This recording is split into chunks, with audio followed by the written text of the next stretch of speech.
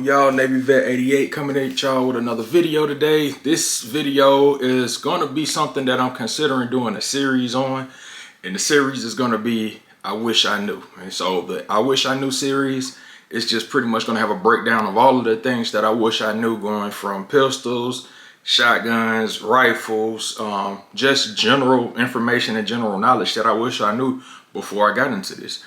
So starting off today's series, it's going to be I wish I knew, as far as what I wish I knew about rifles before I got my first rifle, and just in general.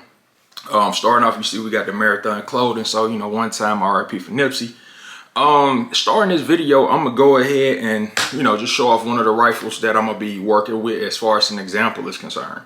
So the first thing that I wish I knew about rifles before I got my first rifle would be calibers. I wish I understood calibers. I wish I understood what the 22 LR was, the SOCOM round, the 5.56 by 45, 7.62 by 39, 9mm, 30-06, 6.5 Creedmoor, you name it. I wish I knew about it, because I didn't actually. I was very oblivious to calibers when I first got my first rifle. I mean, honestly, when I saw that it said multi-caliber on the barrel of the first rifle that I purchased, I thought that it just meant like any caliber that you can find, you could put it in there. But as I grew and I got a little bit more education and learned a little bit more, I realized that you have barrels that are rated for 5.56, but you can run 223 Remington inside of it. Actually, I didn't even know what 300 Blackout was until maybe 2 years ago, maybe 3 years ago. So yeah, that was the first thing that I wish I knew, was what calibers are which calibers are suitable for AR15 platforms, bolt action platforms, even the 9mm pistol caliber carbines. I wish I understood it, and that goes for 9mm, 40 and 45 for the PCCs. So, like I said, going down a long rabbit hole, I just wish that I understood calibers. Secondly, I wish I understood red dots. Now, if you see this one, this is a Holosun XPS 3-0 with night vision capability. I wish I knew about red dots. One thing that I didn't know about red dots was that they come in all types of sizes, shapes, magnifications, MOAs, quality in glass, holographic versus things like X reticles that you might get in scopes. All of those things I wish I knew, but I had no clue of. So when I would go online and I would see things like EOTechs, and this is years back, of course, so you know, prices have changed. Certain brands have grown and become more reputable and become more of the most sought after product, especially with brands like Holosun, which I've, you know, heard a lot of bad things about initially years back, and now all of a sudden, you know, Holosun is almost like a base level standard of red dots. And some people might disagree with that, but in my opinion, the Holosun red dot, whether it's the 510C, the 507s, any type of Holosun product, honestly, now it's nothing but good and quality products.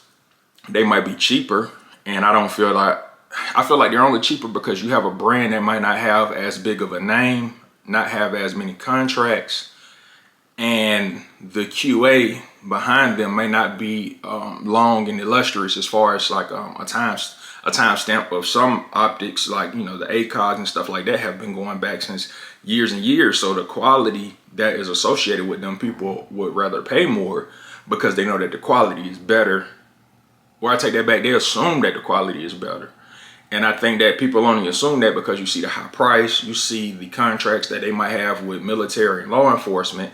But at some point in time, the company that's charging you $125 for the red dot, and then another company that's charging you $400 for the red dot, at one point in time, both of those companies were both starting off. So the $450 red dot today, they started off in the company at one point where they probably weren't able to charge that much, because there might have been other brands that might have had the market cornered, or they came into the game as one of the only few markets of people who, you know, decided to invest and create that product, and they just so happened to have been there and been the first ones. So red dots, I would say I wish I knew a little bit more about when I first got into the game. When I saw them, the only thing that I remember seeing was like stuff in movies, and I can't even recall what they were, because for the most part, when you watch action movies and stuff, people didn't even have like red dots and stuff like that. But of course, that's going back to like 90s movies and such, where everybody was just basically using like only iron sight. So here you go. You see we have our flip up. There you go. You see we have our flip up irons, which are the Magpul M-Bus 3 flip ups, and I like those, honestly. I mean, they plastic, but they sturdy as hell. I don't get how people can say that they'll use these and almost swear by them as backup sights. Not everybody, but a lot of people will swear by those plastic sights as backup sights. But when it comes to a Glock pistol out of the box, they'll say that those pistol sights are trash and they're nothing and they'll break. But I'm like, they're pretty much the same quality as these flip. All right, we back. We had a technical difficulty for a second, but we back on topic. So yeah, I wish I knew more about the red dots before I got into the game. Coming up next, I wish I knew about having a sling. So right here, as you can see, we just have the regular old T-Rex arm sling. Let me see if you can see that. Okay. And it's not an expensive sling at all. It's fairly reasonably priced. We have the BCM QD attachments. And I typically run this on, well, I can run this on any rifle that I have, actually, because all of them have the female end for the QD attachments to go into. But I wish I knew about slings. I had no idea about slings. I honestly never even thought about it. But as I've gone further and further into the community and, you know, the walk and all that, I started to realize that a lot of people don't know about slings. And I've seen a lot of people who have rifles with no sling at all. I've actually seen somebody who had like a rope, and they had a rope tied around the front and the rope tied around the stock.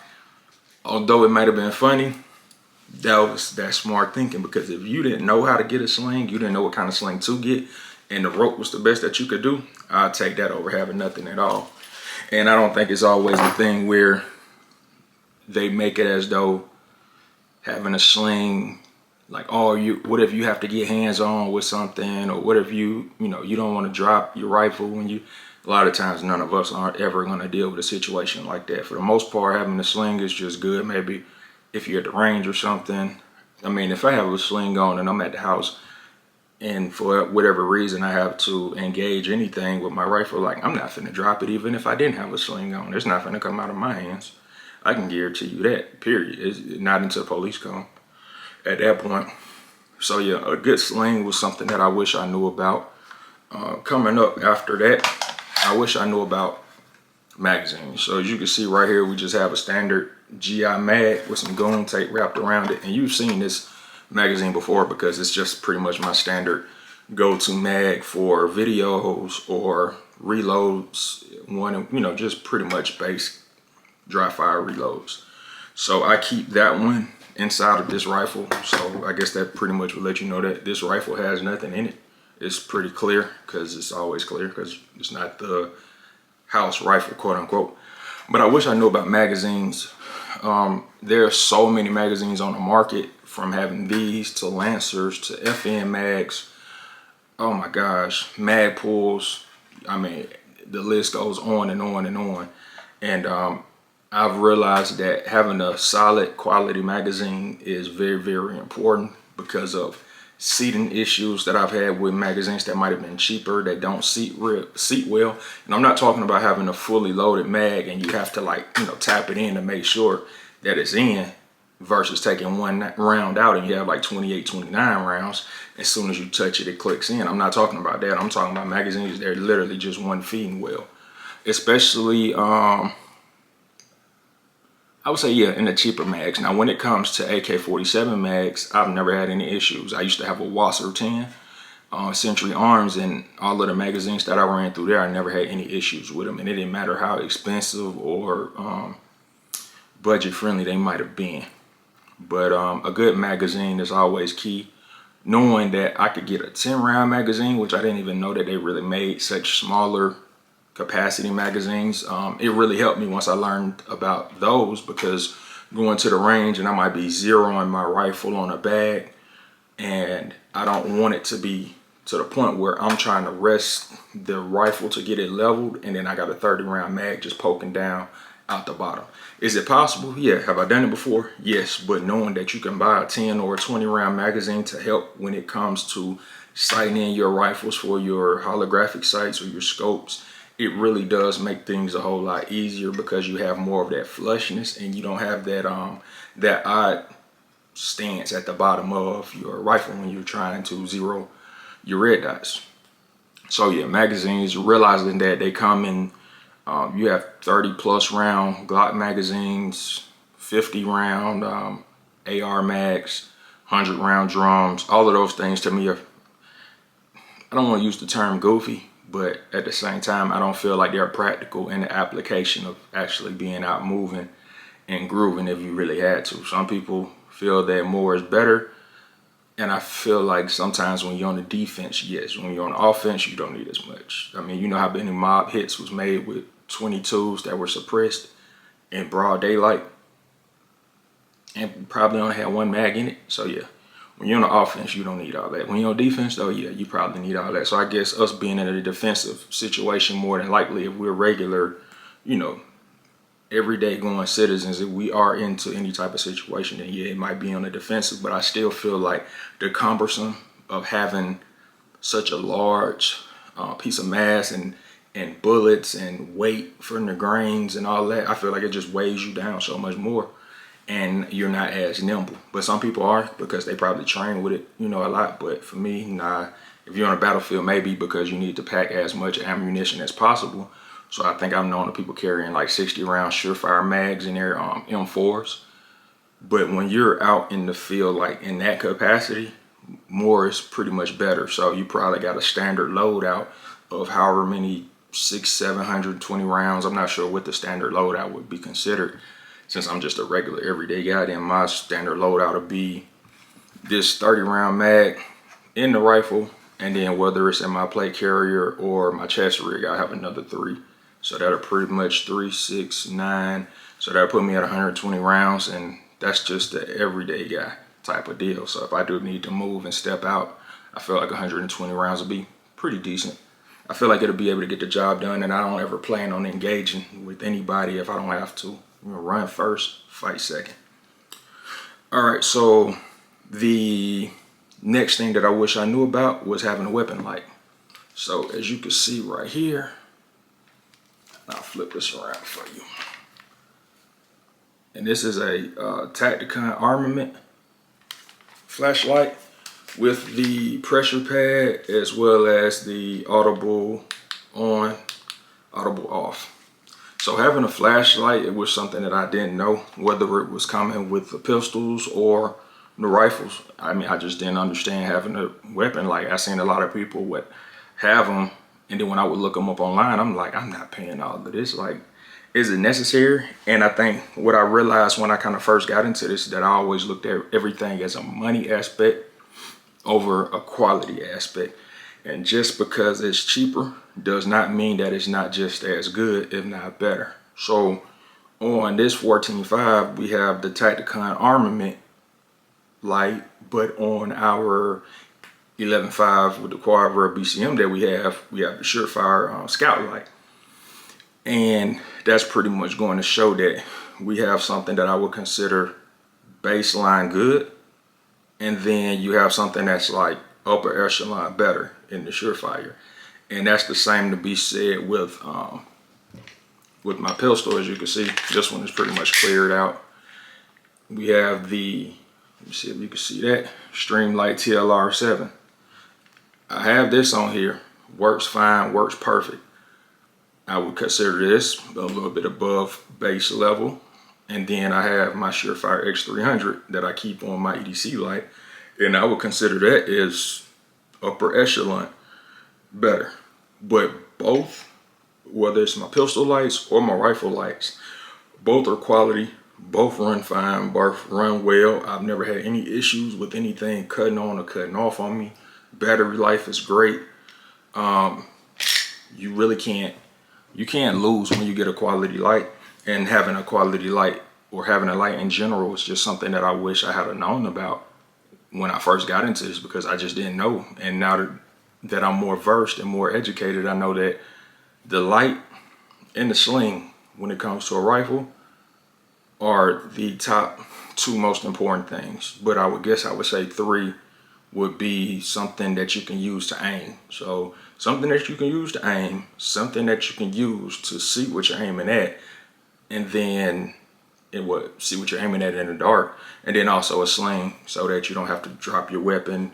More than likely, when you're training and outside at the range and stuff like that, it's a lot more convenient to just have it just laying here. If you have some with the retentions, you can just like retention and ratchet it up some, and it just brings it in closer to your body. So those were, kind of like the top three things that I feel like you would need specifically for a rifle setup. But the light is something I really wish I would have known. And being that I kind of knew about the light a little bit, I wish that I wouldn't have let price be the thing that dictated how much I would spend on quality. And I've had some crappy lights in the past, especially pistol lights. I'm talking about just crappy. I'm talking about some so crappy that you're at the range and you're firing off and they like blowing off. Like they're built for like nothing. And when you start to step up in your quality, you realize that you'll have lights that have been on a rifle for a year, maybe, never been moved, never been adjusted, never gotten loose, never came off if you put them on right. And they pretty much serve their purpose and you get your money's worth out of them, especially with the Surefire products. Nothing but great things that I have to say about it. I don't really have any negative thing or any bad thing to say about the Surefire product. So Surefire, if you're watching this, feel free to send me some things. I'll do a review on them. And if you want me to keep them, I'll hold on to them. So yeah, I think that's pretty much about it when it comes to some of the things that I wish I knew going into get my first rifle. Anything after that would start to become an area of, personal preference, whether it comes to triggers. As you can see right here, we have the CMC trigger, flat face trigger, which is about a 3 pound. It's like a 2.5, 3.5 pound trigger. You'll start to get more into like grips. I know a lot of times people may not care as much about grips starting off. They'll just take whatever grip is given to them. More than likely, you have that standard M4 style grip with the notch right up under the knuckle, or you'll just get some random mag pull grip. And right here, we actually have, this is a B5 system stock. B5 systems grip. So you can see that. And then we have it, of course, wrapped around in goon tape. So once you start getting to those levels, I think that's more so, that's a little further than just saying, I wish I knew about these things. At this point, you're just getting a little particular in your taste and the things that you like. Even when it comes to stocks, I mean, you can have a stock like this, which is just a standard, as you can see. This is just pretty much a standard mag pull stock. But you can, some people still running these. And these are just your standard M4s, regular stocks. And I like the older model style, which I think is more like that 80 style. I really like those too with the tube. But these do just fine. And I've seen people who've gone more to these and have gotten away from the more modern upgraded stocks, just because when you run through so many, sometimes going back to the basics is, that's all you need. And I had a SOC mod B5 system stock, the big kind with the big tubes on the side to slap the batteries in, but I just didn't like it after a while. And the more I shot, the more I realized that I wanted to get away from having such massive size stocks, thinking that it would take and absorb a lot of the concussion when it comes to shooting rifles. To, as you can see, I moved down really, really slim, and I'm shooting a whole lot better with this on. That's pretty much about it. My last tidbit that I will give on things that I wish I knew about rifles is that just because you see somebody who has a quote unquote Gucci'd out rifle, they have a rifle that out of the box starts at $2,500, and then they have like another $2,000 strapped on it, from lights to red dots to irons to canted offset red dot with the full 1:8 LPVO, all of that stuff. That doesn't mean that they shoot well. It just means that they had the money to spend, or they saved up the money to get it. And when they got it, of course, you know, they maneuvering around with it. But I've seen a lot of people personally, and this goes to my guy Zach, because Zach had me around a lot of the guys who were operating and shooting firearms, especially rifles, that were costing $3,000 and $4,000 out of the box. Pistols that are costing about $1,800 out of the box. And I didn't feel like not all of them, don't get me wrong, but some I felt like who had that didn't shoot better than I did with what I had. And that's not to say that I had anything that was like really, really cheap. But in comparison, you know, it wasn't as expensive as what they had, but I felt like I shot almost just as good. If my rounds might have been in a grouping that were a little bit a bigger grouping than what they were shooting, and I'm shooting, to say, for example, out of this, the only reason why the other person shot better with the, you know, $2,000-$3,000 rifle is just because of the fact that the barrel is heavier. So they were able to gain more accuracy. That is something that does help the shooter, but it doesn't mean that it makes you a better shooter. It just kind of compensates for your flaws. Whereas I'm learning to master certain areas. The last thing that I'll say about shooting and what I wish I knew once I got my first rifle: don't jump directly into the things that it seems to make it easier to shoot. When it comes to like red dots and holographics and magnifiers and things of that nature, just because you have those things does not mean that it's going to make you a better shooter. You should focus and train on being proficient with what you're getting out of the box. I had gone so long with having red dots on so many of my pistols that I had gotten to a point where I stopped running red dots. I had them, but I didn't run them because of the fact that I wanted to make sure that I was proficient with it without the dot. And I realized that a lot of people buying so many products now that come with optics on them. And I know I'm kind of, you know, straying a little bit over to the pistol side now, but I realized that a lot of people had pistols that come with red dots on them, that all that they shoot is red dots because everything that they buy now comes with the red dot. But when it comes to shooting without it, they're not as good. Does it track a little bit faster once you learn how to put the dot where your eye is versus putting your eye where the dot is? That means you really learn your dot and your hole, so you know how to put the dot where you looking at, not the other way around. A lot of people, once I realized they don't have that dot, they're not really good shooters. And it pretty much just masks the flaws that you have when it comes to shooting. So that's pretty much my tidbit. Those are the things that I wish I knew before I bought my first rifle. There are so many other rabbit holes that you can go down when you start talking about different grains and ammo, things of that nature. Understanding actually that training ammo for an AR15 is not to be considered self-defense ammo. Now, sometimes you'll have people who say you have a panic buy, and people buy up all of their training ammo. They don't really buy up all of their self-defense ammo. They buy up their training ammo. So what does that go to say? If they ever feel the need that they're going to have to use it, they're going to be using training ammo as a self-defense situation. So don't be so pressed about, I don't want to say pressed. Just know that you need to get the ammo that you're going to train with in your rifle versus the ammo that you're going to use to protect your life in your house or, you know, wherever you're at. That's if you even decide to use a rifle for that purpose. And if you're going to use it for that purpose, then you should be running 75 grain hollow points, 77 grain hollow points, and that's if you're running like 5.56. And that's personally what I run. I could be, you know, wrong. Some people run different loads, but I feel like those two, 75 grains and 77 grains, I've gotten the best results from when it comes to getting groupings and stuff like that, because I want to make sure that my self-defense ammo runs just as well as, you know, my training ammo. Because a lot of times you'll overtrain with training ammo so much that when it's time for you to use your self-defense ammo, you won't realize it, but that ammo should be shooting better, and it could be shooting worse, and you would never know it. And I had to test it one time before, and when I got into shooting my pistol and my self-defense ammo, I realized that my groupings were a whole lot better and tighter.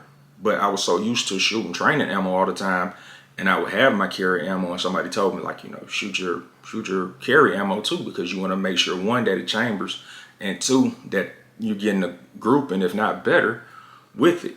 And once I did that, I realized, like, yeah, you should really train and try to get a few rounds off with your self-defense ammo, or, you know, your home defense ammo to make sure that it's working, you know, flawlessly and perfect. I know it costs more, so you might not want to spend that and then go shoot it up. But I'd say if you're going to the range 5 times in 5 months, then you should probably, out of one of those times, you should take this ammo that you run for self-defense, buy a box of it that's just one box specifically for the range, just to make sure that it's running how it's supposed to run. So you don't find out last minute that, oh, my gun doesn't like this ammo. It doesn't like to feed this ammo. It always locks the slide back when it shouldn't be locked back and stuff, you know, stuff of that nature. So those are the things, like I said, that I wish I would have known before getting my first rifle. And like I said, this is going to be a 3, 4, 5 video part series on the things that I wish I know. Wish I knew. We already had the one on pistols. Today we have the one on the things I wish I knew as far as rifles. And then the next video that we might do, I'm not sure yet, so I'll look in the comment section after this video and see any type of suggestions anybody want to give, and then, you know, we'll try to piece that together. So I appreciate y'all for watching this far. This is Navy Vet 88. Like, share, subscribe to the channel. I appreciate y'all. We almost at 10,000 subscribers, and then, you know, the sky's the limit from here. You know, 10, maybe close to 10 million views so far, and we're just trying to push the numbers up. And anybody who wants to get any type of collaborations or anything like that, feel free to hit my email. Anybody who has any product reviews they would like for me to put out for them, hit my email up. Like I said, like, share, and subscribe. It's Navy Vet 88. I'm out.